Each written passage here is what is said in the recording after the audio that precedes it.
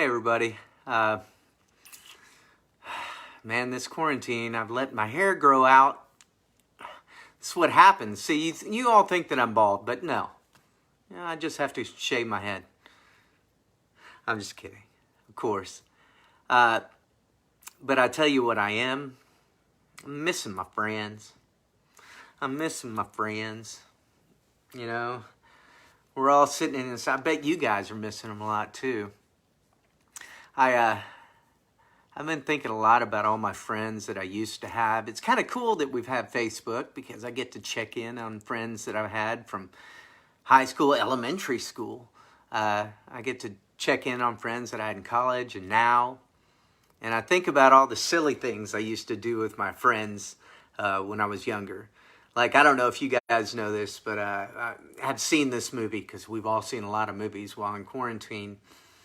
But I think of the movie Bill and Ted's Excellent Adventure.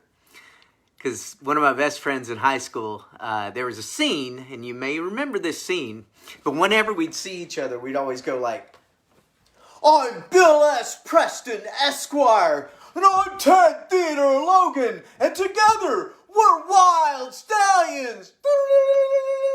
You know, whenever we'd see each other at a party or something, we'd do that. It's kind of our little inside thing. And we knew each other were there.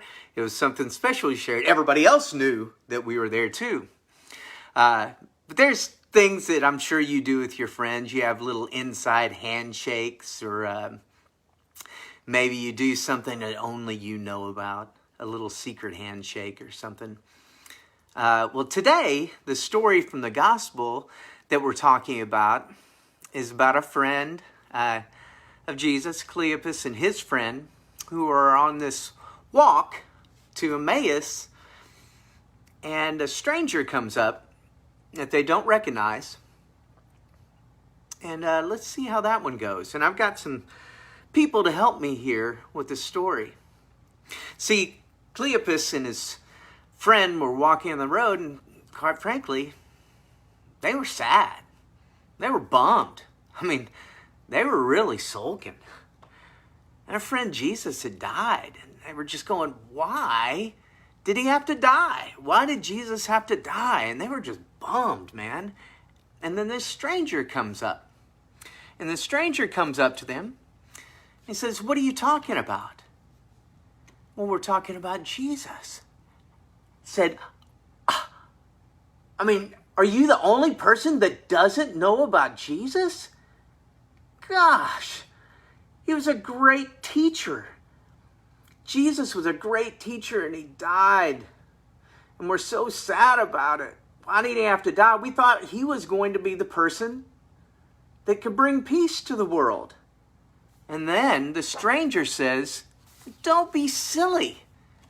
Don't you know the stories that he told that Jesus must die so the sacrifice could be for the whole world, that we could all be saved and welcomed into heaven?" And the man said, "What are you talking about? Oh my gosh, what are you talking about? That's great."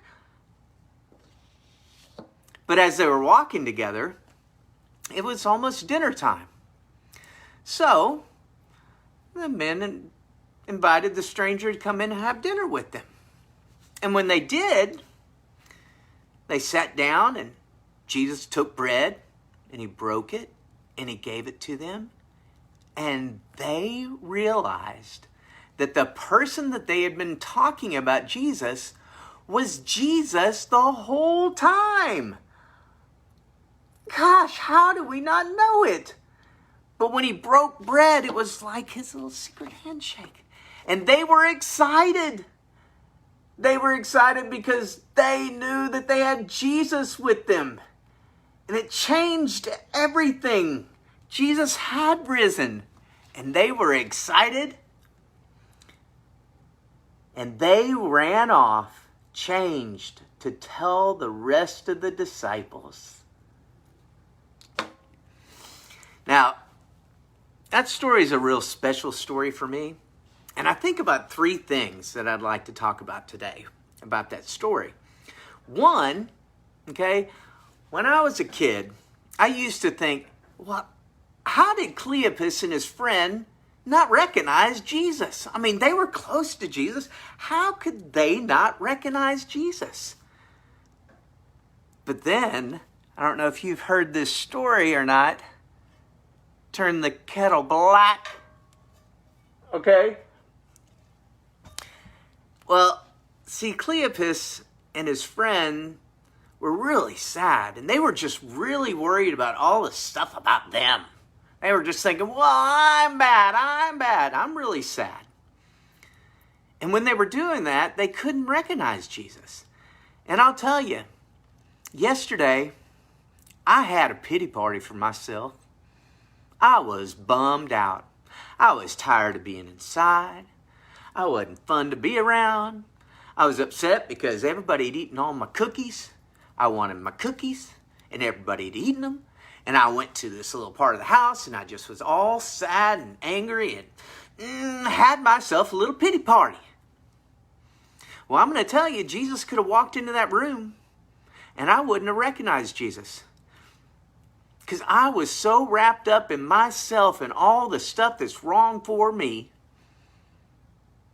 that I wouldn't have recognized Jesus. Because all I was thinking about was myself. So then, the second thing I talk about is, when do they recognize Jesus? It's not until he breaks bread with them. His little secret handshake, right? When he breaks bread with them, they go, oh my gosh, it's Jesus, right? It's Jesus. They remember that secret little handshake. Brings back all the memories. I'm going to tell you, I haven't seen my friend from high school in about 20 years. It's a long time. But if we walked into a room and we saw each other and we go, it's Bill S. Preston, Esquire. It's Ted Theodore Logan. If we did that, I promise you, all those memories of the joy and the fun that we had together and all the love that we shared, they'd come flooding back. Well, when Jesus breaks bread with them, all those memories of Jesus and the joy came flooding back to Cleopas and his friend. They were excited again. They knew that the world had changed, that Jesus did really return from the dead. And it made them so happy that they had to run off and tell the other disciples. They were changed forever. Which brings me to my third thing. Third thing I want to talk about. After the quarantine is over, what am I going to be like? Am I going to come out from a pity party and just be excited? Yay! I get to go do everything I've wanted to do. Am I going to be so wrapped up in myself and excited about what I get to do? Or am I going to be a more faithful steward of Jesus' love? Am I going to be excited to go out and see my friends and love my friends and share joy in the world? We have a little bumper sticker that has our saying at St. Mark's. One of the things we say is, it's all about love. Love comes first. Love comes first. Now, am I just going to say those words? Love comes first.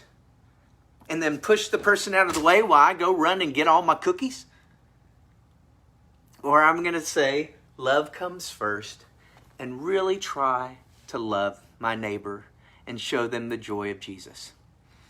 Well, I've been thinking about this.